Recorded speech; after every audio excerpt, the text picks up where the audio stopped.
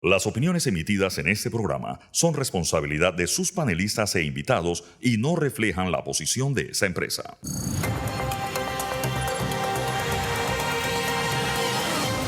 Amigos, esta mañana tenemos varios temas. Sin embargo, el tema del Parlacén ha ocupado titulares en la semana. Y de hecho, y desclasifico, nosotros pretendíamos hablar del Parlacén y de la participación de Panamá en ese organismo centroamericano, pero los episodios de los últimos días nos obligan a abordar otros temas del Parlacén y para eso estamos acá. De hecho, el abogado Moisés Bartlett estuvo esta semana ante el Tribunal Electoral presentando una propuesta que tiene que ver con el Parlamento Centroamericano. Cuéntenos un poquito de qué se trata y qué hacía usted en el Tribunal Electoral esta semana. Sí, muchas gracias, Eduardo, y saludos a todos los panelistas. El día miércoles pasado estuvimos en el Tribunal Electoral presentando una iniciativa ciudadana, porque lo he presentado en efecto en ejercicio de mis derechos ciudadanos, en el cual le solicito al Tribunal Electoral que se incluya una papeleta en las elecciones generales del año siguiente, del mayo del 2024, en la cual se consulte al soberano, se consulte a los panameños sobre una decisión importante y muy trascendental, la permanencia de Panamá en el Parlamento Centroamericano o su exclusión si así lo decide la ciudadanía. Y en el caso de que la votación sea mayoritaria a favor de que se excluya a Panamá, que se retire a Panamá de este organismo centroamericano, entonces el gobierno que asuma la gestión en el próximo quinquenio tenga la obligación de hacerse de las herramientas e instrumentos jurídicos internacionales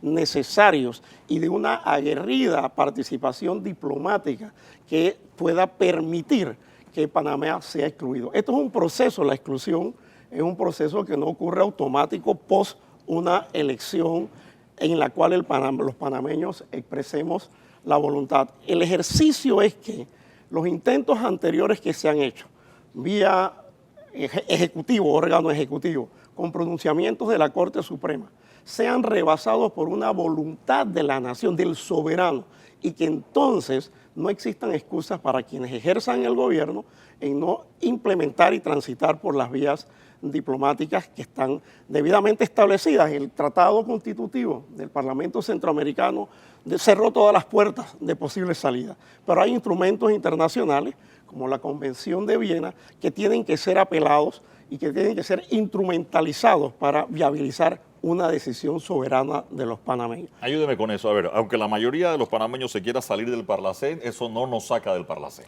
Mire, me decía alguien que un ex legislador que estuvo en la década del 90 cuando se aprobó, se ratificó en la Asamblea el convenio, que habíamos llegado, y que él votó en contra, por cierto, que habíamos llegado a un punto en el cual esto de manera despectiva lo calificaba él y yo, con mucho respeto a los miembros del Parlamento Centroamericano, pero hacía una analogía muy difícil de entender. Esto es como entrar a un grupo criminal del cual no te puedes salir, porque no hay la fórmula establecida dentro del tratado constitutivo, mucho menos dentro del reglamento interno que han sido desarrollado y aprobado por el Parlamento Centroamericano. Pero Panamá es un Estado soberano. No podemos permanecer contra la voluntad de los panameños dentro de este organismo, si así fuera la decisión. Yo quiero ir con el doctor Jorge Eduardo Ritter. Doctor, yo sé que usted es panelista, usted es presentador de este programa conmigo, pero lo voy a poner en posición de panelista. Y ayúdeme a entender qué es el Parlacén y cómo queda Panamá metido en esto del Parlacén. Por favor, pónganos en perspectiva el tema del Parlacén, doctor Ritter. En su experiencia, que usted fue canciller y usted conoce, creo, un poquito de ese tema.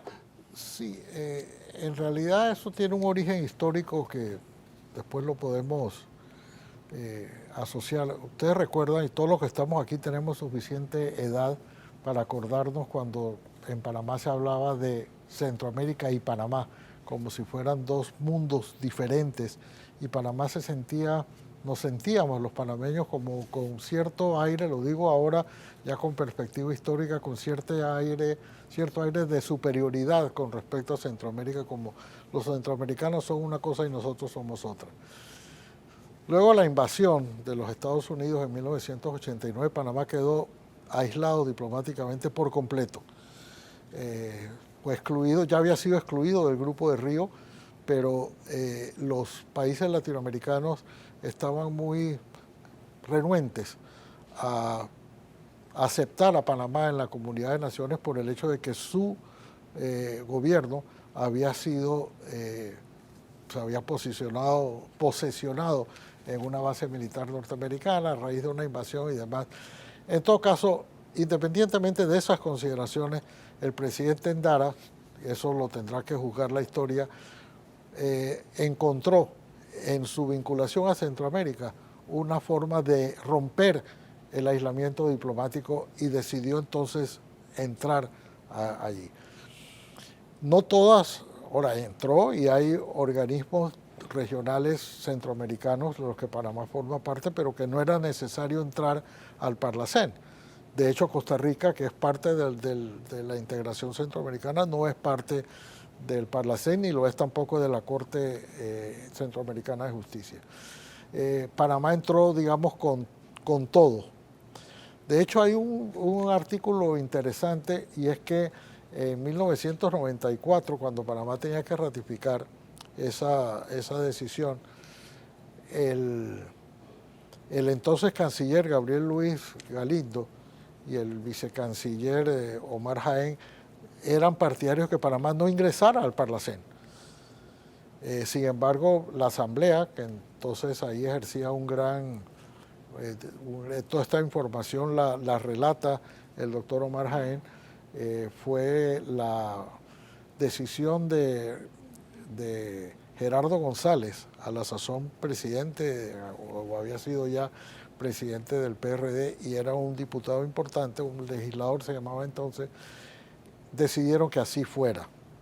Pero realmente nunca hubo en Panamá una discusión, un diálogo. Uno, si Panamá debía formar parte de los mecanismos de integración en Centroamérica, y dos, si ya en lo concreto si debía o no ser parte del Parlacén o excluirse como había hecho Costa Rica. Esa discusión nunca se dio. Ahora la estamos tratando de dar, pero tampoco se está tratando de dar. Lo que está proponiendo el licenciado Barlet es una papeleta para determinar si los panameños quieren entrar a decidir si entramos o no, o si nos quedamos o nos vamos. Pero ya es un hecho cumplido, estamos adentro de un organismo del que nunca se discutió si debíamos entrar o no. Esta especie de Brexit panameño a través de una papeleta, que es lo que propone usted. Sin embargo, el Brexit sí obligaba al Reino Unido a salirse de la Unión Europea. Aquí, aunque la mayoría lo decida, no nos salimos del Parlacén.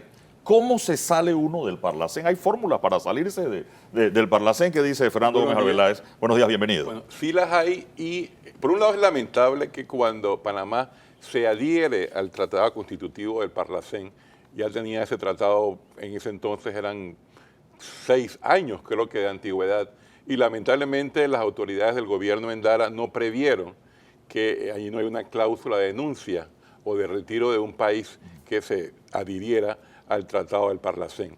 No la hay, y hacía la acotación también siguiendo lo del doctor Ritter, que no sé si ustedes recordarán que era tal la efervescencia del gobierno de entonces con Centroamérica que hubo incluso placas vehiculares que decían Panamá Centroamérica.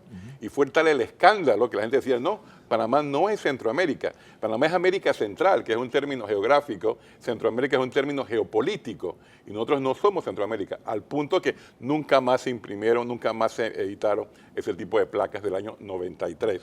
Entonces, sí hay soluciones, sí hay fórmulas que el derecho internacional previene, aun cuando las partes de un tratado no hayan convenido una cláusula de denuncia o de retiro. Y para eso está, como ha dicho el profesor Barlet, un artículo en la Convención de Viena del Derecho de los Tratados que establece la posibilidad, que es el artículo 56, pero para todas estas normas y mecanismos que existan en el derecho internacional, hay que tener la voluntad del Estado para llevar adelante ese objetivo. Y hasta la fecha no ha habido un intento serio, de acuerdo al derecho internacional, para que Panamá se retire del Parlacén. Y debo hacer la observación. Sí, hubo un intento bastante extraño, bastante contrario al derecho internacional, que fue una fórmula, diría casi infantil, cuando se aprueba una ley derogando la ley por la cual el Parlamento panameño, la Asamblea entonces legislativa, hoy Asamblea Nacional, derogaba la ley que aprobó el Tratado del Parlacén. Y se creía que esa era la fórmula para derogar un tratado internacional. Repito, bastante ingenuo de las autoridades de entonces, y a los pocos años la Corte Suprema establece no puedes derogar una ley que aprueba, porque ya una vez aprobado un tratado entra dentro de lo que es el nivel del derecho internacional público, y ahí tiene sus propias reglas muy ajenas a las internas de cada estado. ¿Qué está pasando en la región? Este debate que tenemos hoy, esta queja que tenemos en Panamá por el Parlacén, ¿no ha pasado en los otros países de Centroamérica? ¿Nadie más quiere salirse del Parlacén o cuestiona el Parlacén también? Yo quiero plantearte algo. El problema, uno de los problemas graves que tiene el Parlacén es que ha sido liderado por Nicaragua. El propósito, la naturaleza de la integración a través del Parlamento Centroamericano era la construcción de sistemas democráticos en la región.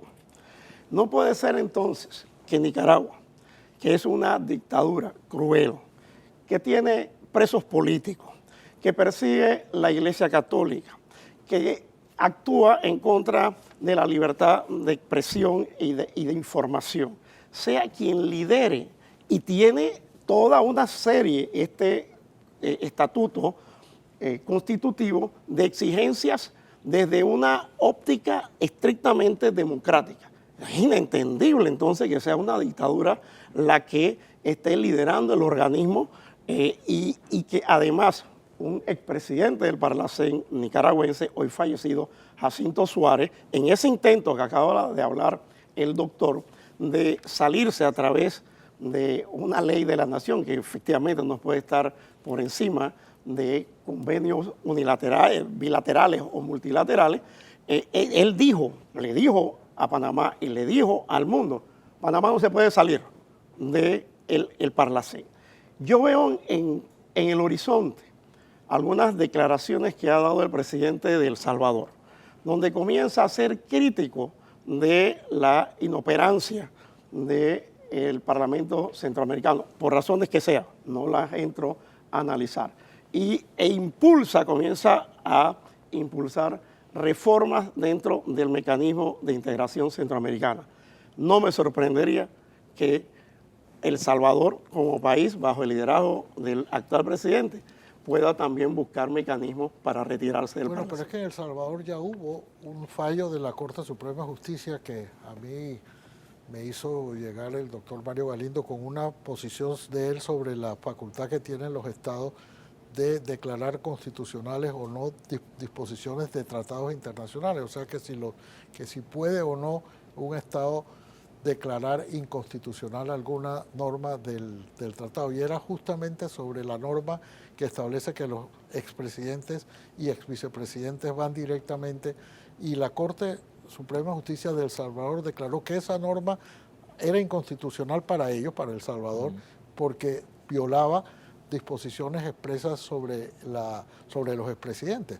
Entonces, ahí yo sé que hay una doctrina, y esto no es un tema de una clase de derecho constitucional que el doctor Gómez Arbeláez pudiera darnos, pero sí hay, no solamente ha habido intentos, sino que ya hay fallos judiciales en El Salvador que dicen sobre ese punto específicamente y con relación al Parlacén. De manera que sí hay mucho cuestionamiento, y sobre todo porque el Parlacén no tiene la garra, llamémoslo así, que tiene el Parlamento Europeo, que muchas veces tiende a compararse una cosa con la otra. Las disposiciones del Parlamento Centroamericano no son vinculantes para los estados, no dictan normas regionales sobre ninguna materia. Entonces, para muchos es una inutilidad, pero esa es la discusión que está sobre el tapete hoy. Sí, vamos con Gómez Arbeláez porque quiero entrar a otro tema del Parlacén, pero circunstancial de lo que está pasando en el momento. Justamente los ejemplos que se han dado demuestran la inoperancia de este organismo regional. El Parlacén lleva operando desde 1991, Panamá se adhirió en el 93, formó parte ya con observadores, en ese momento no eran todavía diputados, en 1994. ¿Qué vemos más de 30 años después en la historia de este organismo? Vemos a un país que es una dictadura represiva totalmente, vemos otros dos países cuyos gobiernos son de tipo autoritario, por más que han tenido elecciones consideradas democráticas. Tenemos otro país también donde se habla abiertamente que sus procesos electorales están minados por la corrupción, el narcotráfico, etcétera. Así que uno se pregunta entonces, ¿de qué le ha servido a todos los demás países, ajeno a Panamá, la permanencia en ese organismo? La respuesta es nada. Es decir, estamos gobernados por países que se adhieren a esta institución sin que en realidad haya un objetivo visible o positivo para los pueblos. Quiero salir de esa parte de la conversación por un momento. Supongamos que el Parlacén es efectivo, eficiente y eficaz, que se reúne, que legisla a beneficio de Centroamérica y logra una integración. En Panamá tenemos una situación en este momento con 2 diputados suplentes del Parlacén que al estar en el Parlacén no enfrentan la justicia de la misma forma que el resto de la gente que está acusada con él.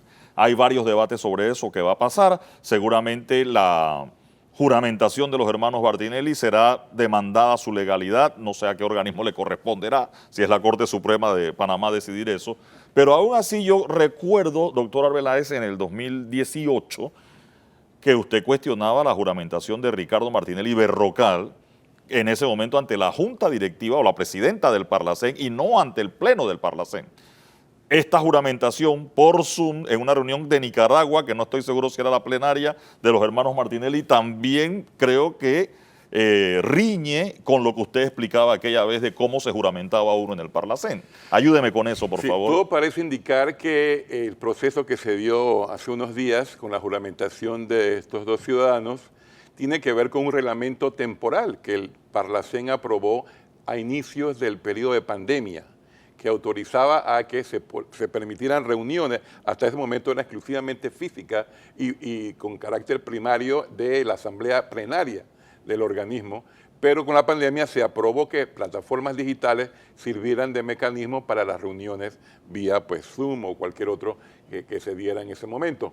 Entonces, la condición era que si algún país miembro del Parlacén todavía tenía un estado de emergencia por causa de la pandemia, se mantenía la vigencia de ese reglamento temporal en plataformas digitales. Panamá, a la fecha de hoy, todavía no ha formalmente levantado el estado de emergencia por causa de la pandemia, y debo entender entonces que esa información se ha manejado en el Parlacén, o se la ha hecho llegar a decir, bueno, ya que Panamá todavía no ha cambiado su estatus de estado de emergencia, se permite que esta situación se pueda dar vía plataforma digital desde cualquier estado, desde Panamá, recordando que los 2 ciudadanos no tienen impedimento de salida porque tienen procesos pendientes, así que no pueden ir personalmente a ninguna sede. Ahora, ¿la reunión de Nicaragua era plenaria? Eran 2 tipos de reuniones, una de esas era plenaria, creo que era muy puntual, un tema muy particular, pero los plenarios formalmente deben darse en la sede que es en la ciudad de Guatemala. A su criterio, ¿la juramentación de los hermanos Martinelli es legal? Es discutible porque hay que ver cuál fue, todavía no se ha publicado de parte del Parlacén cuál fue el sustento en el cual ellos se basaron para permitir esta juramentación. Hasta que no se haga público sería difícil calificar la legalidad o no de esta juramentación. Vamos de nuevo a un tema de jurisprudencia. ¿Quién determina una ilegalidad del Parlacén? Es decir, el Parlacén es un parlamento, es un sistema legislativo. Hay un ejecutivo centroamericano y hay un judicial centroamericano. Panamá, entiendo, no forma parte de esa corte centroamericana. Entonces, ¿a quién se recurre judicialmente una decisión del Parlamento centroamericano? Es que justamente ese es uno de los atractivos, entre comillas, sí, que tienen los estados para aplicar la Convención de Viena y decir, bueno, yo no considero que mi presencia en este organismo sea efectiva, valga la pena, nos retiramos y a ver entonces qué recursos van a tener los otros países, si los hay, que se opongan al retiro de Panamá, a la denuncia de Panamá. ¿A dónde nos van a llevar? ¿A la Corte de la Haya? No, no podrían hacerlo, porque es el organismo, no es los estados individualmente que son los que estarían vinculados en este retiro. Así que yo creo que ahí, como dije desde el principio, lo que falta es voluntad. Las oportunidades dentro del derecho internacional público existen, pero no había un gobierno que seriamente lo haya querido hacer. A la fecha todavía no ha habido. Ahora, la palabra de los países, la palabra de los estados, se debe honrar, se debe cumplir. Hay quienes me dicen, no, si Panamá se sale de Parlacén, Estados Unidos puede unilateralmente decidir que no cumple con los tratados Torrijos-Carter. Por ejemplo, cuando me dicen ese ejemplo, ¿qué respuesta se les puede dar? Yo creo que son dos temas, sin ser especialista en derecho internacional público, son dos temas absolutamente distintos. Este tratado panameño bilateral es de dos partes, donde hay una manifestación de voluntad y donde hubo consulta popular. Se cumplieron en los dos países todos los requisitos exigidos por Constitución y por ley. No así, como explicó el doctor Ritter, la situación del tratado constitutivo del Parlacén y su ratificación en la República de Panamá. En realidad los panameños, en términos de ciudadanía, no participamos en dicho debate. Pero yo creo que los instrumentos internacionales como la Convención de Viena serían los que deben intervenir, insisto, sin ser el idóneo para plantearlo, deben intervenir en esta solución de un conflicto de esta naturaleza. Yo creo que están haciendo una comparación imposible. Doctor Gómez Arbeláez. No, completamente de acuerdo, sí, los mecanismos existen, falta, vuelvo e insisto, la voluntad. Y más cuando en Panamá se da un fenómeno único del país, que es que los panameños nunca votamos directamente por quien sea que se postule como candidato al Parlacén.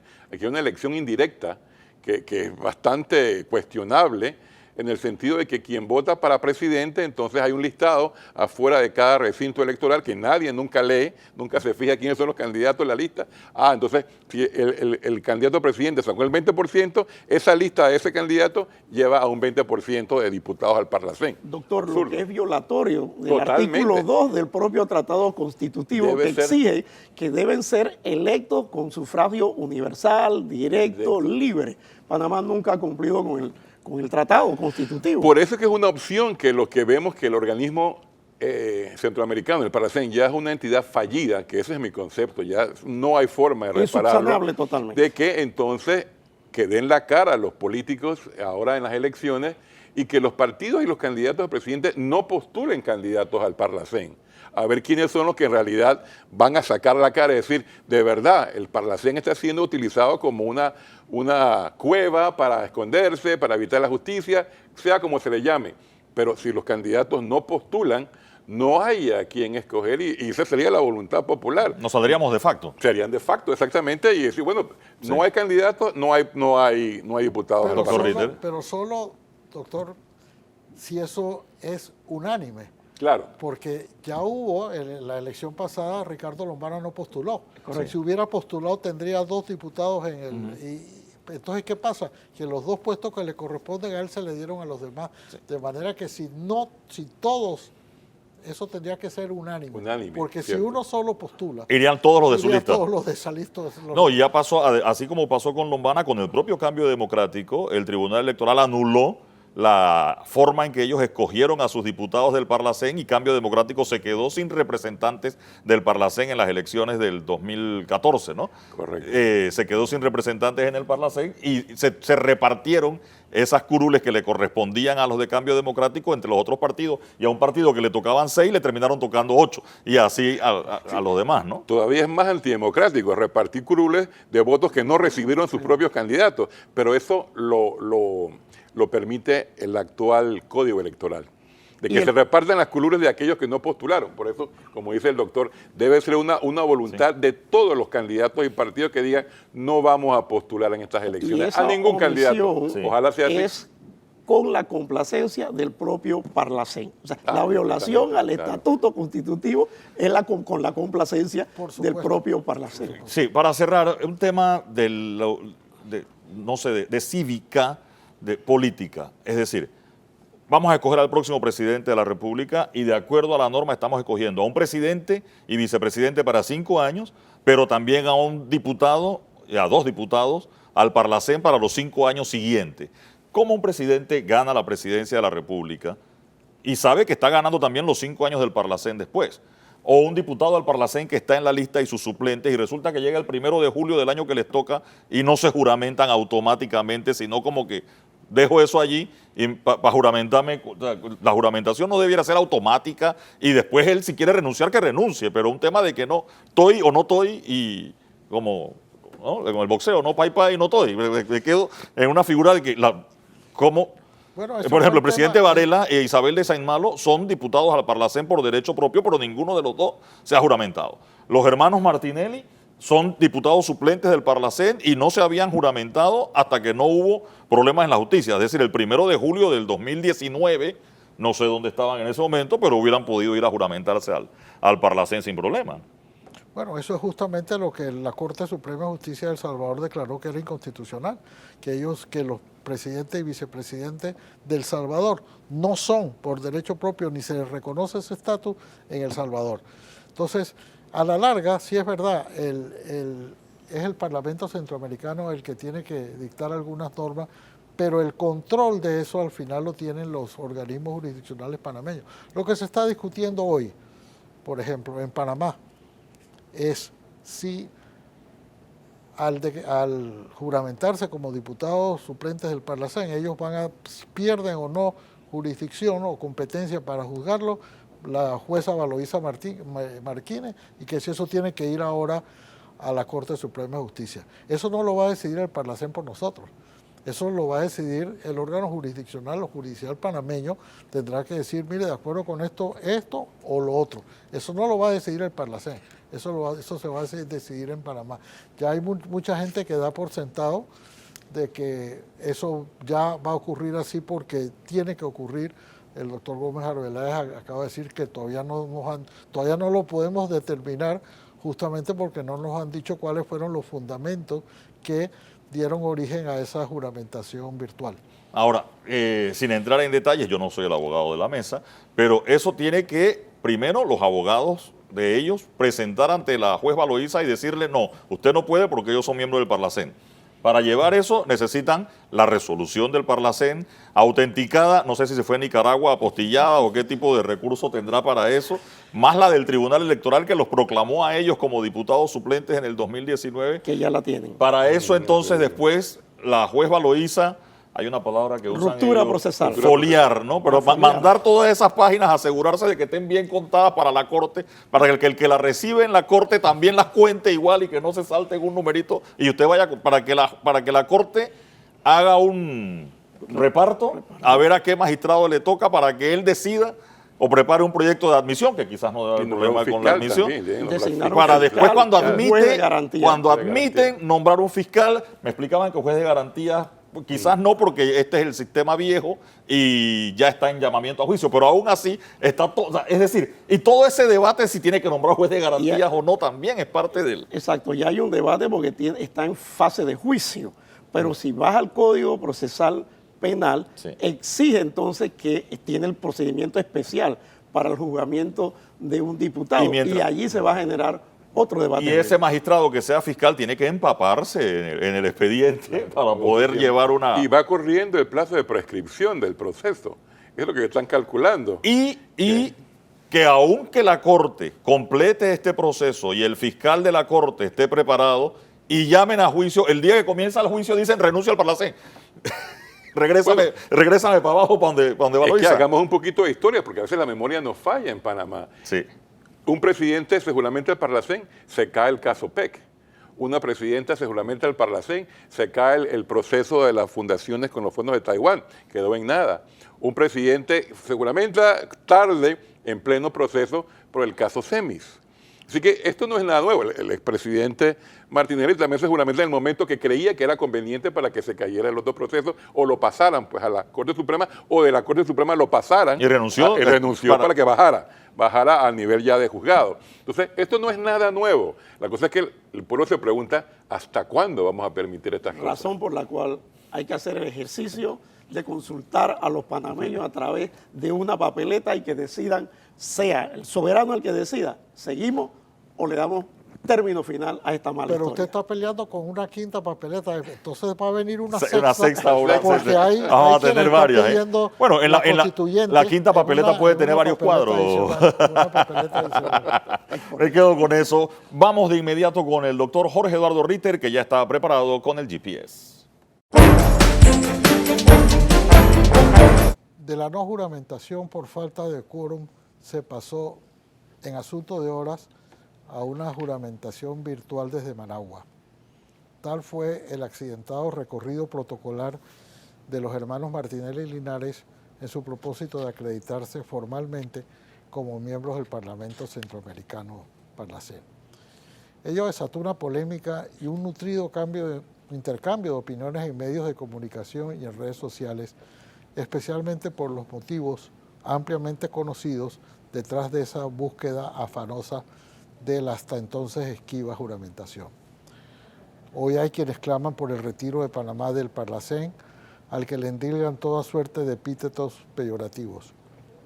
Nunca hubo en Panamá una discusión sobre la conveniencia de ingresar o no a un organismo que nació como resultado de los acuerdos de paz de Esquipulas, que pusieron fin a la guerra en Centroamérica y que se estableció con el objetivo de promover la integración y cooperación entre los países de Centroamérica y de contribuir a consolidar la paz.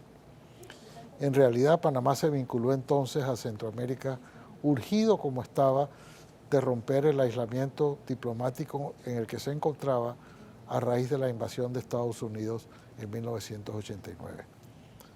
Hasta ese momento, Panamá siempre había optado por mantenerse en materia de integración separado de Centroamérica, al extremo que los mayores recordarán que en los textos escolares y en las conversaciones se hablaba de Centroamérica y Panamá como dos entes unidos en la geografía, pero no revueltos en la diplomacia. Por esas ironías de la historia, fue el presidente Ricardo Martinelli quien intentó que Panamá saliera del Parlamento Centroamericano, lo cual resultó fallido por una decisión de la Corte Suprema de Justicia, y hoy el organismo que tanto él desdeñó es el que le sirve de protección a sus hijos. La enseñanza de este episodio es que no podemos seguir legislando y tomando decisiones a la luz de coyunturas, y menos si son tragicómicas como la actual. Dialoguemos con serenidad si nuestra permanencia en el Parlacén cumple algún propósito, si los beneficios que obtenemos compensan lo que nos cuesta, tanto en dinero como en reputación, y tomemos como Estado una decisión que consulte el interés nacional y no que responda a una polémica del momento. Con ánimo sosegado y cabeza fría, siempre se legisla mejor. Con eso vamos a la pausa y enseguida regresamos con más del Radar.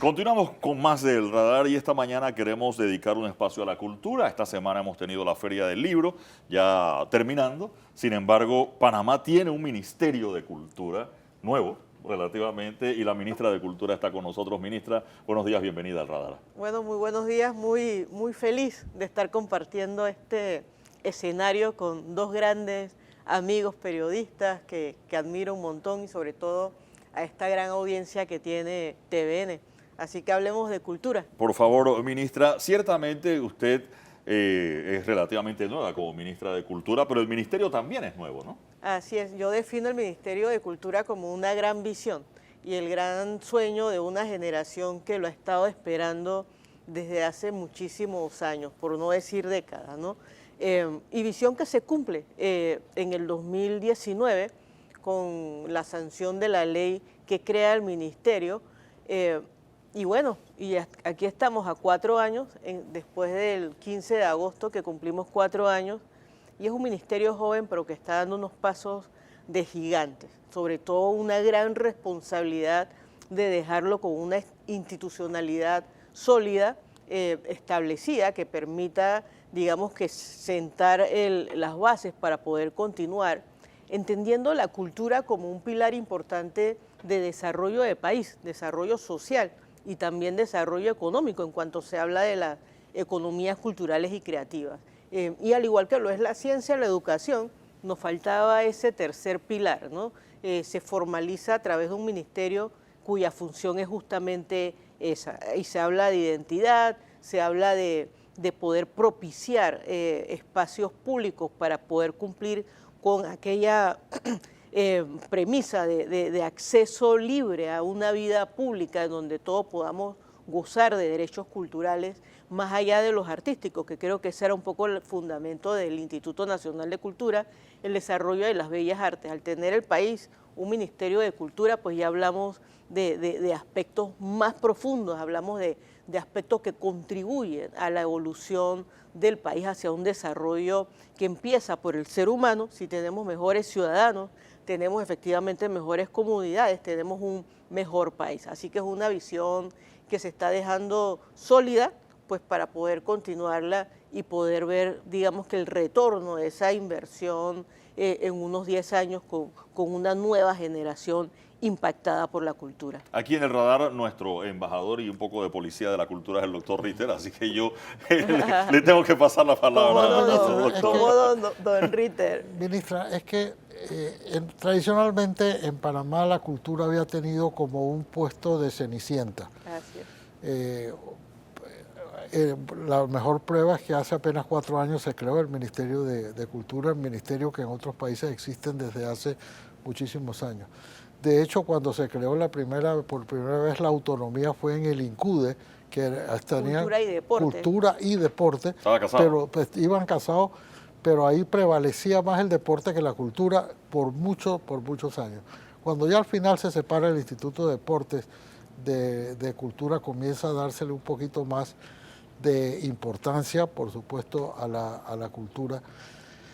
Y ahora yo creo que está cobrando o se ha hecho paso a empujones la cultura en nuestro país, pero sigue habiendo muchas autocríticas, si se quiere, o autoflagelación, más bien lo diría con nosotros mismos los panameños. Se dicen cosas que no guardan relación con la realidad. En mi opinión, por ejemplo, es que en Panamá nadie lee. Hoy termina la feria del libro, que ha tenido un gran éxito, pero ¿cómo evalúa usted, ministra, esa actitud de los panameños frente a la cultura, que como si no quisiéramos reconocer nuestros propios valores en ese campo? Y los hemos tenido muy grandes. Yo creo que tiene que ver mucho con la multiculturalidad que nos rodea como parte de nuestra identidad. Todavía hay que comprender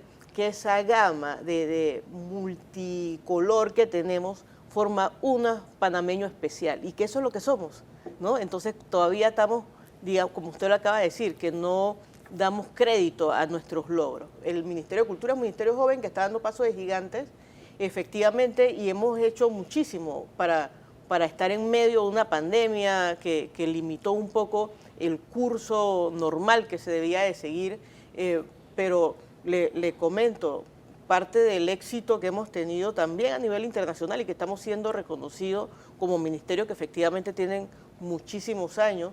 Ocupamos la vicepresidencia del Comité Interamericano de Cultura de la OEA, ¿no? Eso no se gana por ser un ministerio joven necesariamente, se gana por todo lo que estamos construyendo y nuestra postura de propuestas a nivel internacional.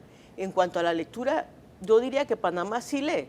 Esta feria del libro es parte de eso. Me acuerdo cuando la creó Priscila Delgado con un gran esfuerzo. Era una feria muy pequeña y miren el crecimiento que está teniendo con editoriales internacionales, pero sobre todo yo destaco el crecimiento de nuestra literatura nacional. En esa feria hay más de 100 escritores nacionales exponiendo literatura en varios stands a la vez. Entonces yo creo que eso demuestra un poco que efectivamente el panameño está dispuesto a consumir producto literario. Pero además de eso hay unas responsabilidades también desde el Estado que estamos asumiendo. El lunes tuvimos una reunión muy productiva con la ministra de Educación, en donde ya en conjunto con el Ministerio de Cultura, trabajando en equipo, como lo hemos venido haciendo en esta administración, vamos a implementar las políticas nacional de lectura. Yo creo que eso va a afianzar aún más todo ese pequeño crecimiento que hemos tenido para poder llegar a comunidades apartadas, para poder expandir a través de la apoderación de espacios públicos con cuentacuentos, con círculos de lectura en aquellos lugares donde tal vez no hemos podido llegar aún con planes específicos. Así que ya estamos trabajando en eso. Pero también es importante destacar que las bibliotecas públicas ya se están transfiriendo al Ministerio de Cultura. Entonces la biblioteca pública no solamente se convertirán en albergue de conocimiento, sino en punto de encuentro cultural, a través de una provocación que vamos a tener con el ciudadano, donde se fomente el pensamiento crítico a través de pequeños foros, de pequeños conversatorios y de actividades constantes que pudiesen ocurrir en ese espacio. Yo creo que eso es parte de la cosecha que está dejando la siembra del Ministerio de Cultura y es lo que nos entusiasma, poder transformar el país a través de la cultura, ¿no? Y lo otro es que, bueno, hay una deuda pendiente a través de la editorial Mariano Arosemena y de la imprenta La Nación, que han sido dos aspectos olvidados por muchísimos años. ¿Cómo avanza eso? Y disculpe que la interrumpa, ministra, porque me pasaba, históricamente, se anuncian los ganadores del Miró, novela, cuento, ensayo, teatro, y leer la obra, hoy está el boom, se conoce el ganador, quién es, y resulta que uno no podía conseguir la obra hasta un año después, y quizás la efervescencia del mercadeo, el día que va a ser noticia eso, que la gente quiere ir a comprarla, primero que no estaba impresa, y cuando la imprimían, qué lío encontrarla, dónde era que la tenían o quiénes la tenían, porque en las librerías no estaba o no se encontraba. Bueno, este espacio puedo ofrecer primicias. Por favor. Muy bien. Una de las primicias es que la imprenta La Nación la estamos trasladando a la Ciudad de las Artes. Ahí vamos a hacer un espacio para que la imprenta estatal tenga un espacio digno y podamos contribuir mucho más en la producción de literatura, sobre todo es producir literatura, producir libros es muy costoso para nuestros escritores. Así que eso le va a dar una ventaja al escritor para hacerlo a muy bajo costo y poder seguir produciendo. Hasta el momento hemos cumplido con la impresión de los libros Miró, pero sobre todo hemos añadido 3 premios literarios más, ¿no? Lo que produce mayor cantidad de escritores que tal vez no habían encontrado el rubro donde poder estar. Uno de ellos es el premio Rosa María Brito. Arrancamos este año con él y ese está dedicado a adolescentes. Era un vacío que existía. ¿Escritores adolescentes o literatura para adolescentes? No, escritores. Escritores adolescentes. Ellos son los que están escribiendo sus cuentos y están siendo presentados en este nuevo premio que tenemos. Y para nuestra sorpresa, me comentaba el jurado que muy buena escritura estamos teniendo en nuestros adolescentes, sobre todo su problemática social en vista de una ficción, de novela, y yo creo que vamos a tener una cosecha de escritores si seguimos trabajando como lo estamos haciendo. El otro era un premio de crónica que no teníamos en el país, ya se estableció, que es el premio Pedro Correa, y premio para novela corta, que es el Ariel Barría. Entonces hemos incluido 3 premiaciones nuevas y eso tiene que ver con la dinámica literaria que estamos haciendo. Ahora eso voy, la capacidad de editar eso. La novela corta, el premio Ariel Barría, se anuncia hoy, la gente se entusiasma, pero no consigue el libro. El libro hasta ahorita. O en Kindle, vamos.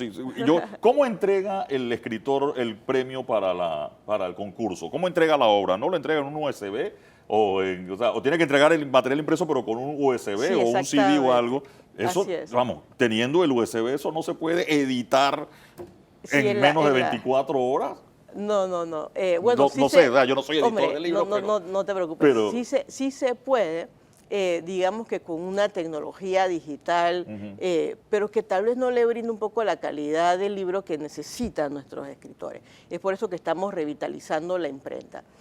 Hasta ahorita todos los ganadores han tenido sus libros, de hecho estamos cumpliendo compromiso de algunos escritores de más de 2 décadas que no se le había dado el libro, entonces estamos viendo cómo se le cumple en esta administración. ¿Cómo para así poder... que 2 décadas que no se le había dado el libro? Exactamente, esas cosas... O sea, ganaron y nunca se imprimió. Así es, así que estamos retomando esas deudas pendientes porque, bueno, somos un ministerio que cumple y conoce muy bien su misión, así que eso es lo que estamos haciendo. Y bueno, y la Ciudad de las Artes, que es un sueño esperado. Eso es parte de las 1.108 obras abandonadas que está retomando esta administración. Esa le corresponde a Cultura. Estamos próxima por inaugurar y se añadió esa otra parte para poderle dar a la imprenta una casa noble. Y estamos haciendo inversiones importantes en patrocinios de grandes festivales que van a venir a Panamá.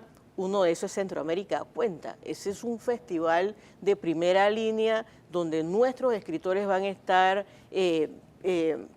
compartiendo mejores prácticas, van a estar compartiendo intelectualidades con otros escritores, pero sobre todo son espacios de reflexión también hacia el ciudadano y que definitivamente fomentan la lectura. Doctor Y Ritter, otro es el Festival Hyde, que yo creo que también es ¿Para cuándo es importante. Ese va a estar para los primeros 3 meses del 2024 y Centroamérica Cuenta también. Así que vamos a tener un verano de festivales de primera línea, colocando a Panamá, digamos que en Se va a dar un punto gusto de referencia usted, doctor Ritter, internacional. que disfruta de esos temas. Doctor. Así Ministra, es. yo celebro mucho eso que usted está diciendo porque yo tenía o siempre he tenido esa vieja aspiración de que aquí en Panamá hemos tenido toda clase de turismo.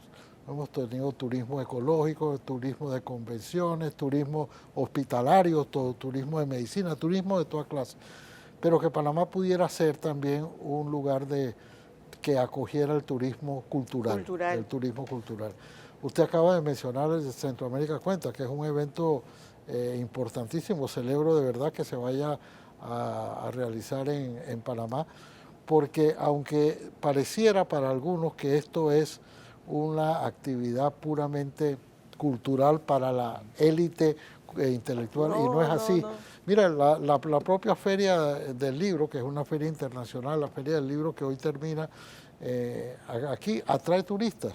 Nosotros pensamos más bien que los turistas los atrae el canal y el carnaval, pero también nosotros podemos seguir y de verdad que me reanima mucho ustedes que saber que lo que podemos lograr ser un país atractivo para el turismo cultural. Así es, Panamá, más que un país de tránsito, es un país de encuentro. Entonces creo que estamos sentando unas bases también para poder aprovechar ese nuevo turista, porque el turista cambió. Ahora se habla de un turista consciente que vino a despertar pospandemia. Entonces ellos quieren la experiencia cultural de los países que visitan. Ya no quieren estar en un hotel refrigerado, digamos que ahora quieren estar en las comunidades compartiendo sus bailes, su danza, su gastronomía, sus tradiciones. Y Panamá tiene muchísima riqueza cultural que brindar. Y en materia de cultura, pues tenemos literatura. Nuestro ballet nacional está haciendo, ahorita mismo en agosto cumple 51 años y ha crecido de una manera exponencial en la calidad de sus bailarines, en la calidad de sus puestas en escena. Estamos llenando el Teatro Nacional, dando ese libre acceso a la cultura de un ballet de puertas abiertas, en donde todas sus funciones están llenas. La Sinfónica tenemos por primera vez una programación anual. Si usted quiere saber qué va a pasar en octubre con nuestra Sinfónica, y usted ya está programado, y eso era algo que no había pasado. No tenía la Sinfónica. Y eso fomenta Ministra, turismo. Usted se mete en líos, y perdona que se lo diga de esa forma. Fui al Fuerte San Lorenzo el domingo pasado y me gustó, está muy bonito, pero el Fuerte San Lorenzo es Patrimonio Mundial de la Humanidad declarado por UNESCO y rescatar San Lorenzo no fue fácil. El casco viejo de la ciudad de Panamá es Patrimonio Mundial de la Humanidad declarado por UNESCO. Y resulta que yo oigo que el Ministerio de Cultura quiere que la ruta, o sea, entre en esa lista de patrimonios de la UNESCO. Y oiga, pero es que mantener lo que tenemos en un lío, buscar otro, no es meterse en otro lío. Ministra, ¿qué es esto de la ruta de UNESCO, por favor? ¿Y qué significa que UNESCO lo logre declarar para Panamá? No se preocupe, esos son los líos Eso es un lío. Esos son los líos que traen grandes oportunidades al país y lo que queremos es el desarrollo de nuestro país. Yo defino, y la manera más simple que lo hago es que si se logra la inscripción de la ruta colonial transísmica, podemos tener un activo a largo plazo, digamos 15 años, tan importante como el Canal de Panamá. Es así de simple, ¿no? Eso completaría el posicionamiento de Panamá como un país de encuentro. Pero eso cuesta un montón de plata. Dentro de su importancia histórica. ¿Tiene presupuesto?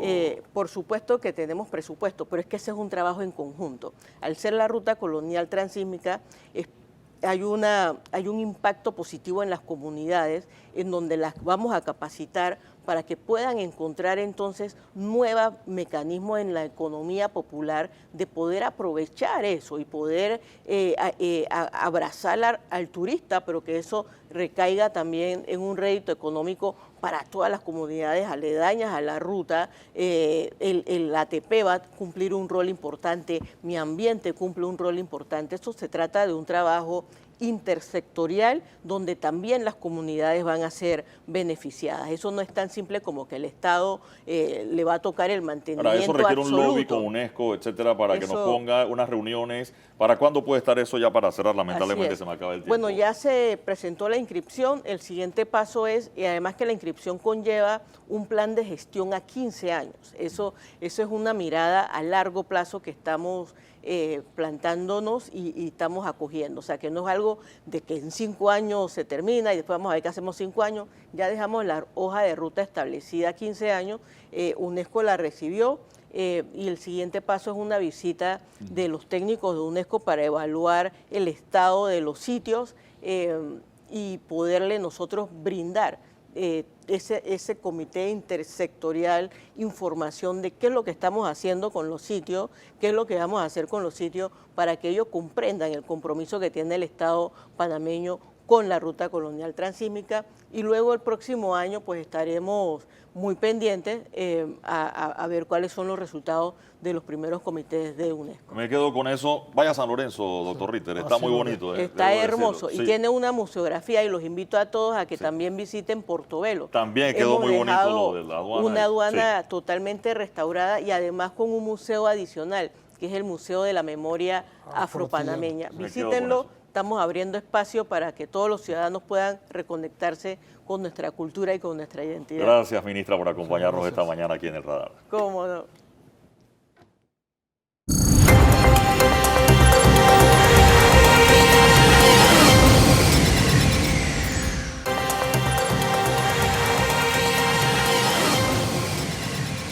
Amigos, esta semana nuestra ciudad conmemoró un aniversario más de su fundación, el 15 de agosto de 1519. Han pasado 504 años de ese momento y yo quiero preguntarle a nuestros invitados esta mañana en qué ciudad vivimos. Aquí está dos arquitectos, Raiza Banfield y el arquitecto Esturain, y en este caso la arquitecta Banfield fue vicealcaldesa también de la ciudad de Panamá. Y hablemos un poquito de eso, ¿en qué ciudad vivimos 504 años después? Raiza, buenos días, bienvenida. Muchísimas gracias, un placer estar aquí. Vivimos en una ciudad maravillosa, caóticamente hermosa, no tanto por lo que hacemos, sino por las bondades que tiene, una ciudad frente al mar, una ciudad con un bosque tropical húmedo que, hablando conurbadamente, conecta el Atlántico con el Pacífico, y esto es algo fuera de orden porque no ocurre en todos lados. Una ciudad de manglares, una ciudad llena de ríos, que los vemos como un problema porque los hemos tratado como basureros, pero realmente es una bondad tener ríos en la ciudad. ¿Qué ciudad vivimos? Una ciudad que, como no hemos valorado este escenario natural, lo hemos ignorado el mar y construimos edificios que le dan el trasero al mar.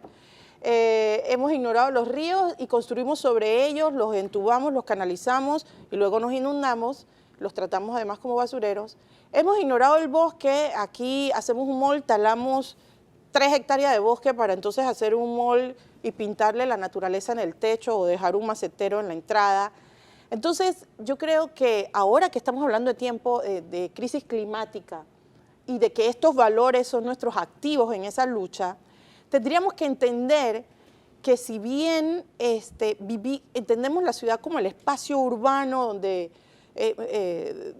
todo está como tecnificado o inducido por el hombre, seguimos siendo de la naturaleza y la ciudad no puede prescindir de la naturaleza para ser y existir. De hecho, parte de los problemas que tenemos hoy, del incremento de temperatura, de la contaminación, es que no tratamos a la naturaleza como parte de la convivencia humana con la ciudad. Ahora, ¿qué ha pasado? A ver, el rey ordenó fundar una ciudad. O sea, él no ordenó construir y llenen eso como sea, sino fundar una ciudad. La ciudad se muda también con otra ordenanza y se escoge el sitio de Ancón para una ciudad. Y se planea, claro, las cosas van creciendo, pero el resto de la planeación, ¿dónde queda o qué termina pasando con eso? Arquitecto Esturay, buenos días, bienvenido.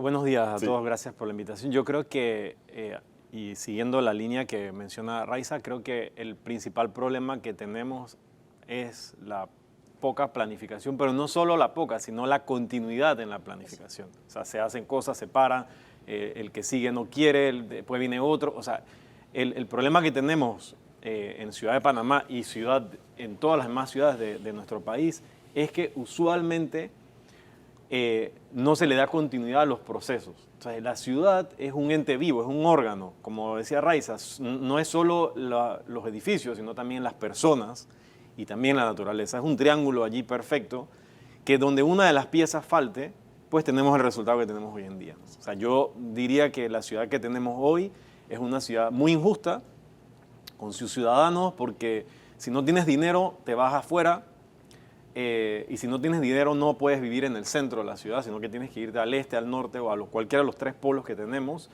y encima tienes que madrugar para regresar a trabajar al centro. Entonces es una ciudad que no ha sido tan justa con sus ciudadanos, que somos lo más importante, ¿no?, de una ciudad. Ahora, no se construye una nueva ciudad cuando se va hacia el norte, al este o al oeste tampoco. O sea, uno llega a algún lugar donde vamos. Estas 10 hectáreas se construyeron con cierta planeación, pero es una isla al lado de otra y de otra y de otra y no se interconectan la una con la otra, Lo que digámoslo pasa así, ¿no? Es que todos esos valores que está mencionando Isturain obedecen a una visión que integra, ¿no?, los espacios públicos, los servicios que se requieren en la ciudad, los nodos de trabajo.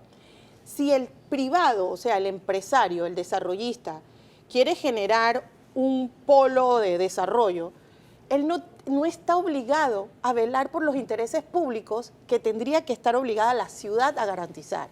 Entonces, ¿qué pasa con esta ciudad? Que generamos los planes para que queden guardados y pospuestos. Mientras tanto, el privado sigue determinando qué ocurre en el territorio. Y en su finca él va a hacer lo que a él le parece que le es rentable. Si él decide que va a hacer 5.000 casas y un centro comercial y el Ministerio de Vivienda se lo aprueba, eso es lo que se construye, pero eso no es ciudad y eso no mejora la calidad de vida de quienes necesitan otras cosas como escuela, parque, iglesia. ¿Quién tiene que velar por eso? El ente rector de la ciudad, la autoridad urbanística. Entonces, la ciudad depende de la gestión pública, donde el privado tiene un rol importantísimo y determina ya esa inversión. Pero en esta ciudad, que el privado ha determinado dónde hay ciudad, si hizo Albrook Mall, bueno, la ciudad va para allá. Se hizo Los Pueblos, bueno, la ciudad crece por allá. Y entonces luego lo público tiene que ir viendo cómo resuelve con carretera, cómo resuelve con servicios, haciendo más costoso todo y bajando la calidad de ciudad. Y al revés. O sea, no hay los privados se quejan del atraso en lo público, de definir qué es lo que se quiere y ellos van a una velocidad y la ciudad y el MIBIOT y los bomberos y la ANAM y todos los organismos a los que ellos dicen que tienen que pedirle permiso no van o no han planificado y no van a la misma velocidad que ellos quieren. No sé qué dice arquitecto. Digo, al final, históricamente, el resultado que tenemos hoy en día, sí, en cierta medida, responde a la poca forma en que las autoridades se han involucrado, las autoridades urbanísticas, Sí. en ese sentido municipios, pero también es bien cierto que históricamente todos estos años el privado es el que ha determinado el crecimiento de la ciudad de Panamá. O sea, ellos son los que han ido diciendo por dónde vamos a invertir. Entonces, ¿por qué seguir haciendo, por ejemplo, por qué seguir haciendo barriadas en Chepo, en toda esa zona de la ciudad tan lejana, cuando tienes Caledonia, que históricamente ha perdido población, y tienes lotes que tienen años de estar vacíos, que sí, que la autoridad podría entrar en una negociación a ver cómo invertimos y hacemos vivienda asequible en el centro de la ciudad? Caledonia, Bellavista, Betania, Parque Lefebvre, Río Abajo. Esos son 5 corregimientos que tienen terreno, tienen espacio, están muy bien conectados, pero que no se están invirtiendo en vivienda. Entonces, ¿por qué tenemos que llevar a la gente a vivir lejos cuando podrían vivir cerca pagando poco también? O sea, hay que buscar un balance. Ahora, ¿hay manera de planear eso, Sí, Raiza? claro, Porque, a por ver, supuesto. eso que tú planteas, Sí. yo recuerdo, se enamoraron de San Francisco y vamos, al lado de la casa terminó una torre. Sí. Y bueno, y entonces te queda una torre de 30 pisos, una casa, dos casas, otra torre de 25, Sí. otra casa, una casa convertida en kinder, más otra torre de nuevo. San Francisco es un buen ejemplo del intento, pero de la poca planificación, y que al final los más beneficiados no han sido los ciudadanos, han sido los dueños de promotores. lotes. Porque antes tenías una casa, vendes la casa, construyes un edificio de 30, 25 pisos y no tienes una sola inversión en infraestructura pública. Sigues conectándote al mismo drenaje pluvial, sigues conectándote a la misma tubería de agua potable. Entonces, al final, la calle sigue siendo la misma. No hay una sola acera buena en San Francisco, por ejemplo. Y digamos que el 75% del espacio público de San Francisco hoy en día está siendo utilizado como estacionamiento privado. Entonces, al final, si yo te puedo enumerar todos los beneficios que han ido hacia el privado y lo público no ha podido tener ningún solo beneficio. Raiza. Yo quiero volver a un punto que tú que preguntaste, porque los promotores, que dicho sea de paso, hay que reconocer la importancia que es la inversión privada Claro. en hacer ciudad. Nadie quita eso. El tema es que ellos se ponen de víctimas siendo victimarios, y lo pongo así. Cuando se hizo el POT de San Francisco con participación ciudadana, con todos los procesos, habían promotores y dueños de tierra que no querían eso porque le iban a bajar la expectativa de desarrollo que podía tener su lote. El tema es que no terminan de comprender que la Constitución protege el derecho a la propiedad privada, pero no a la expectativa que se va creando por especulación. Entonces, ante esa especulación que se busca proteger, no quieren que haya ningún tipo de planificación que busque un equilibrio, que regule, porque van a perder los beneficios que en el desorden ellos ganaron, lo que decía Isturain. En una planificación, tú tienes que invertir en gestión de infraestructura con plusvalías, con otras cargas que tiene en la transacción de compra-venta, para que la ciudad tenga recursos para esa carga que tú le estás poniendo, poder generar espacio público y mejorar las aceras. Pero Sí. si no hay una autoridad que entienda que ese es su rol, esto nunca va a pasar. Y no vamos a pasar en programas de televisión hablando de los problemas de la ciudad. Doctor Ritter, José mencionaba hace un rato la ciudad y hablaba de los ciudadanos. Los ciudadanos es el que vive en la ciudad. Ciudadano Ritter. Ciudadanos ahorita. Es que se habla mucho siempre de planificación, que las ciudades están mal planificadas o no planificadas. Más bien, yo no sé si es el término que cabe es mal planificadas, más bien es no planificadas. La ciudad como se planificó en el siglo XVII, cuando la parte, lo que ahora llamamos el casco antiguo, estuvo bien planificada. Pero la ciudad de Colón, pero esa es del siglo ya XIX, siglo XIX, una ciudad magníficamente planificada. A nosotros siempre se nos dijo, ustedes mismos nos decían, que la zona del canal había de alguna forma estrangulado la posibilidad de crecimiento de la ciudad, y por eso la hizo longitudinal, si se quiere, mucha más alargada, y no una ciudad que hubiera merecido una planificación. Pero la zona del canal se acabó hace ya bastante tiempo, se acabó en el año 79, para ser exacto. Eso hace 45 años se acabó la zona del canal. Y toda esa área que ahora llamamos áreas revertidas, hubo, si se quiere, la oportunidad una segunda oportunidad tuvo la ciudad de Panamá de planificarse mejor, o de planificarse sencillamente, con todo el crecimiento que iba a tener a raíz de la reversión de esas tierras. ¿Lo hicimos bien o no lo hicimos sencillamente? Esa es una buena pregunta. No sé, colega, si usted quiere empezar. Empezamos con José. ¿Cuántas horas tenemos para este Esto era ahí. programa? Muy poquito, ya. lamentablemente. pero sí.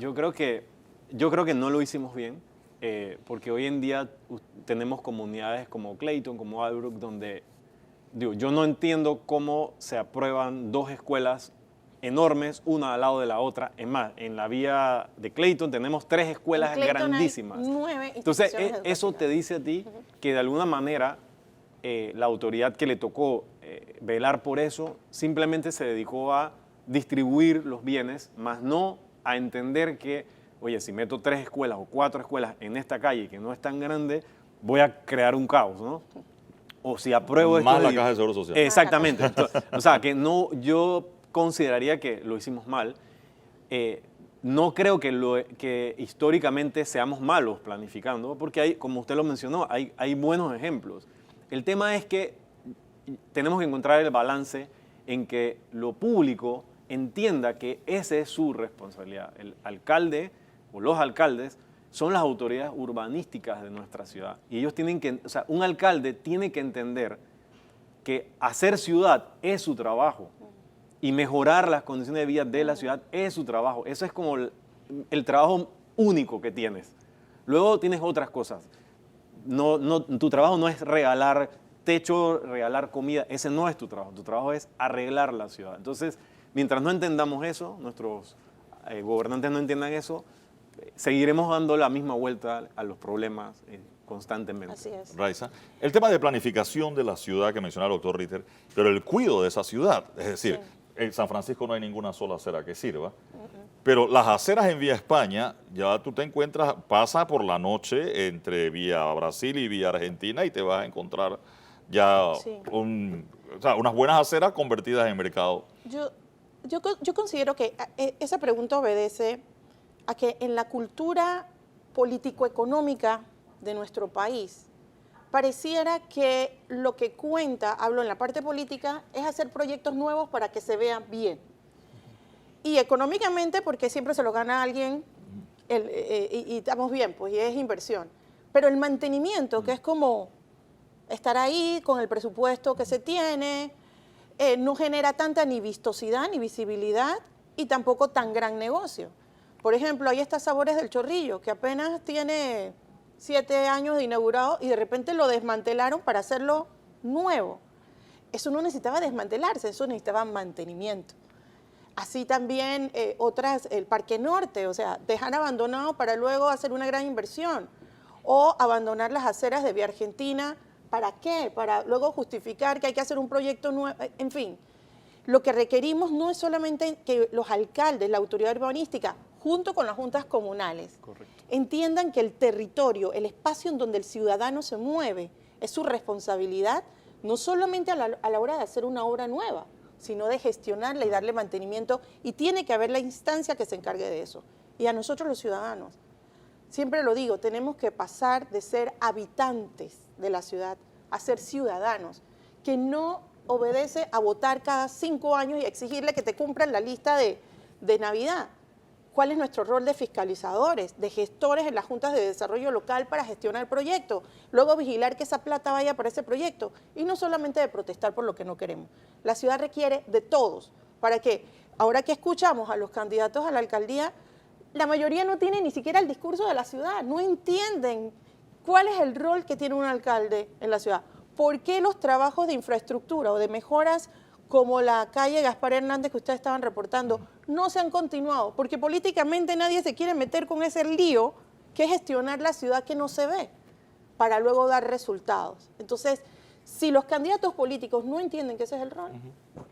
Ahora, ese seguimiento, las aceras, las haga la ciudad, las haga el metro. A ver, la salida del metro en San Miguelito, la de San Isidro, la de 5 de Mayo, la de aquí del Ingenio, ¿con qué te encuentras? Es un poco eso, ¿no? No es solo hacer el proyecto, sino saber gestionarlo. Sí. Un espacio público no es solo exitoso si se ve bonito en la inauguración, sino con el tiempo, cómo lo gestionas. El espacio público requiere una autoridad que esté velando por él, que esté ordenándolo, que esté diciendo aquí se puede, acá no se puede, no puedes hacer esto, que sepa que, ok, aquí necesitamos más iluminación o menos. O sea, entender que el espacio público no es una cosa que se pone, sino que es una cosa que se gestiona. Tienes que gestionarlo, tienes que cuidarlo, llevarlo adelante. Y eso es un proceso urbano, o sea, es un proceso largo que no se ve en 5 años. El problema es que nosotros queremos que todo se resuelva en 5 años. La ciudad de Panamá, históricamente, por más de 40 años, ha estado solo enfocada en el carro y no en gestionar el espacio. mea culpa de los arquitectos. Todos esos proyectos llevan la firma de un Por arquitecto en supuesto. algún Sí. lado. Ustedes son arquitectos. Yo no sé, en Panamá tenemos que andar en fila india. ¿Por qué las aceras miden 1,20 m?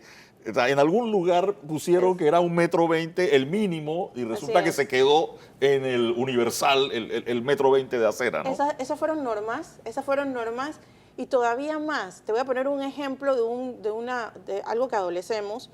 Cuando se estaban desarrollando los edificios en Punta Paitilla, un grupo de arquitectos, Mejía Andrión, entre otros, Richard Holzer, me parece, quiso inducir una normativa que invirtiera, que el privado pudiera invertir en espacio público y decía, bueno, si el edificio tiene más altura, se gana más altura, entonces deja más espacio libre para generar espacio público. ¿En qué se convirtió ese espacio público? En el área social de los edificios. Entonces, ganaron más altura y ganaron área social y vendieron mejor sus PH y la ciudad perdió. ¿Y por qué pongo este ejemplo? Porque eso se convirtió en una norma y sí, y arquitectos muchas veces tenemos que ver, oye, no, que la acera, pero ¿por qué me vas a dejar 2,50 m? No, hombre, redúcela y así yo gano del lado privado. O las servidumbres que existen, que son para justamente mejorar la condición de lo público. No, hombre, pero si nadie está usando eso, haz tu estacionamiento, la terraza al restaurante, y la gente crece con esa sensación de que eso es privado, y es que nos los quitaron a los ciudadanos. Pero si no tenemos a los gestores públicos que nos lo recuerden, a los arquitectos, a los compradores, a los desarrolladores, simplemente la ciudad está privatizada para beneficios de algunos. Regresando a la ciudad y los ciudadanos, estamos cerca de un proceso electoral y nosotros aquí, incluso en este programa, nos enfocamos mucho en el tema de la carrera presidencial y nos decía Edwin Cabrera en el programa pasado que el viernes antes de las elecciones por quién voy a votar para representante o por quién voy a votar para alcalde y no estamos viendo que al final para resolver nuestro microcosmos primero tenemos que irnos por eso, ¿no? ¿Qué piensa Esturain? Es fundamental saber escoger al representante y al alcalde. O sea, porque son los dos, digamos, entidades políticas más cercanas al ciudadano y que son los que realmente pueden entender la problemática que vives tú el día a día.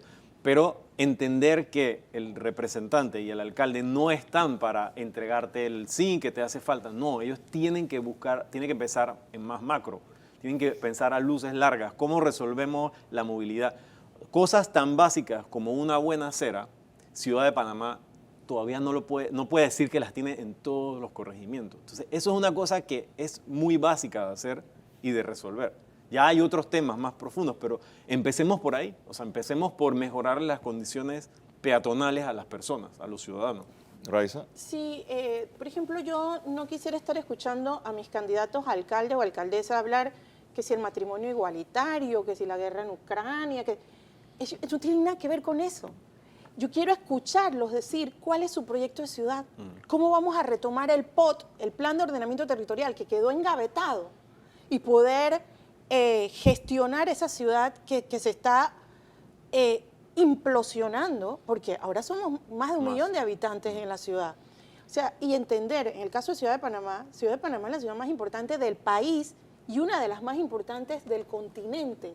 Nosotros no hemos entendido el impacto que tiene esa responsabilidad de ciudad que conecta al mundo por su canal, por su hub de las Américas, por su ferrocarril, y resulta que seguimos pensando, peleando en cositerías, como dicen por ahí. Gestionar la ciudad también quiere decir cómo organizamos la informalidad. Y la informalidad tiene solución, porque hay ciudades como Medellín donde hemos visto que la informalidad formalizada es un espectáculo turístico, pero el alcalde y la alcaldesa tienen que entender cuál es su rol. Aquí están politiqueando con la ciudad y lo ven que bueno, ya fui diputada, ya fui diputado, ahora voy a ser alcalde porque me toca y luego quiero ser presidente. Eso no se trata, o sea, la vocación por la ciudad tiene que sentirse y requiere compromiso más allá de los tiempos políticos. Me quedo con eso. Gracias, arquitecto Esturain. Gracias, arquitecta Banfield, por acompañarnos. Gracias por la esta invitación. mañana a hablar de nuestra ciudad que estuvo de cumpleaños, nuestra muy noble y leal ciudad de Panamá. Así es. Vamos a la pausa, enseguida regresamos con más de Radar.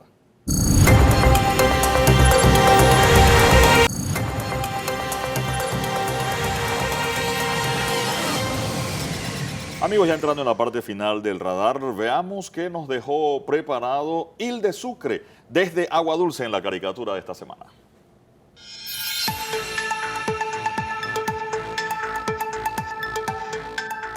La caricatura dice, mientras tanto en la feria del libro, hora del cuentacuentos. Y hay unos niños que dicen, abuelito, échanos el cuento de nuevo. ¿Cuál de todos? Dice el que decía que sería un gobierno austero. Y hay un... Abuelito, me gustó el juego de palabras. Y además sabes, Eduardo, que Sí. en la sección de cuentacuentos dentro de la Feria del Libro es un espacio bien importante y concurridísimo por parte de los niños que van a ir a escuchar cuentos. De manera que se ve que Hilde ha estado en la Feria del Libro para haber usado la figura del cuentacuentos con abuelito. Me parece genial como... Bueno, es que como todo lo Hilde que hace Hilde. hace unas ferias de libro atrás, estuvo con su libro de caricaturas también, así que También, conoce es muy verdad, bien es la verdad. feria del libro Hilde Sucre. Doctor Ritter, ahora, interesante el programa de hoy, ¿no? Me ha parecido extraordinario tanto la participación de la ciudad de Panamá y sobre todo de tener a estas personas que nos vinieron a ayudar, tanto el doctor Gómez Arbeláez como el licenciado Barley, que no son, digamos, los regulares de los programas de opinión, pero que son son voces frescas que nos vienen a explicar desde su perspectiva un problema tan acucioso, tan acuciante, más bien no acucioso, acuciante, como es el de la juramentación de los hermanos Martinelli y Linares, y la perspectiva ya un poco más amplia si Panamá debe o no participar del Parlamento Centroamericano. Esos fueron quizás el tema el que mayormente ocupó la atención de la audiencia durante la semana y fue abordado por ellos de una manera muy, muy profesional. Igualmente, cuando uno ve a los profesionales hablar de cómo es nuestra ciudad o cómo debía ser nuestra ciudad, es reconfortante saber que hay esos profesionales que están permanentemente preocupados de eso. Pero yo recojo al final las palabras de la ministra que hizo su debut en Radar, la ministra de Cultura, con un ministerio, ya no es el más joven, porque ahora más joven es el de la mujer, pero es un ministerio que nació, fue creado en este gobierno, y el entusiasmo que ella le ha puesto y los proyectos que tiene para el futuro, y para el futuro inmediato, no estoy hablando de los de largo plazo, que también los hay, sino la dinámica que se le ha impuesto y le ha dado a la cultura en nuestro país el sitial que le corresponde, el convertir a Panamá o intentar convertir a Panamá en un centro de turismo cultural, como seguramente lo será Centroamérica Cuenta, que es el evento más importante de la región, que usualmente se hacía en Nicaragua, ahora por razones obvias no se puede realizar. Su inspirador es el escritor Sergio Ramírez Mercado, y que hayan encontrado, que hayan buscado a Panamá para ser la sede de ese evento, me parece una noticia extraordinaria para nuestro país. Voy de adelante hacia atrás, coincido con usted en el tema del Ministerio de Cultura y sí, debut de la ministra aquí en el Radar, y creo y entender si realmente haberlo elevado a ministerio va a lograr los objetivos que se tenían. En otras instituciones, aquí nosotros, debo decirlo, con el ambiente pasamos de RENARE a INRENARE a ANAM a Ministerio de Ambiente, de INCUDE a INDE y a PANDEPORTES, y yo realmente no encuentro mucha diferencia entre INDE y PANDEPORTES más allá del cambio de nombre. Yo creo que con el Ministerio de Cultura sí podemos empezar a ver algunos resultados, pero precisamente por haberlo convertido en ministerio hay que estar más vigilante y que eso no se haya convertido solamente en más burocracia para mayores nombramientos. El tema de la ciudad, debo decirlo, yo soy un orgulloso ciudadano de la capital, de la ciudad de Panamá. ¿Tú no eres colonense? Y eso es por colonense nació en el extranjero, dirán algunos, okay. ¿no? Esa es una larga discusión, doctor. Pero el enamoramiento que tengo con la ciudad y las comparaciones que uno hace cuando viaja y se pregunta por qué Panamá no es así. Y uno se encuentra en ciudades en los Estados Unidos, ciudades junto al mar, en Europa, Lisboa, Estambul, ciudades que están al lado del mar, y Panamá parece despreciar esa situación los cables de luz, de electricidad, de cable, de telefonía por todos lados, las aceras pequeñas, y uno dice, cuando lo ve en Miami, cuando lo ve en La Habana, cuando lo ve en San Juan, uno dice, ¿por qué Panamá tan parecido no recurre a eso? Yo creo que ese daño que le hemos hecho a la ciudad, a los ciudadanos, de alguna manera, se ve, y ojalá se pueda resolver en esa condición de ciudadanos que tenemos. Y el tema del Parlacén, que pareciera, y la consulta nos lo confirmaría en algún momento, que hay no solo una necesidad del pueblo de saber para qué sirve eso, sino que hay hasta un desprecio por lo que ocurre en el Parlamento Centroamericano. En vez de ser una organización de beneficio, se ha convertido en una organización de repudio. Y una situación que lo que va a terminar en lo jurídico es, no voy a entrar a debatir el resultado, culpabilidad o inocencia, sino en lo prolongado que se puede volver este tema, que al final termina convirtiéndose en impunidad a través de una prescripción. Creo que con eso me quedo aquí en el radar y ahora le explico lo de Colón cuando termine el programa. Bueno, entonces, decirle a los televidentes que quedan todavía algunas horas para la Feria del Libro, creo que termina a las 8 o a las 9 de la noche, de manera que este domingo es un buen lugar para ir a recrearse y para empaparse y percatarse de los avances culturales que ha tenido nuestro país. Aprovechen eso. Y sí, estoy enamorado de la ciudad de Colón también. A ver, Y ahora sus me explica 16 calles. Gracias por acompañarnos esta mañana.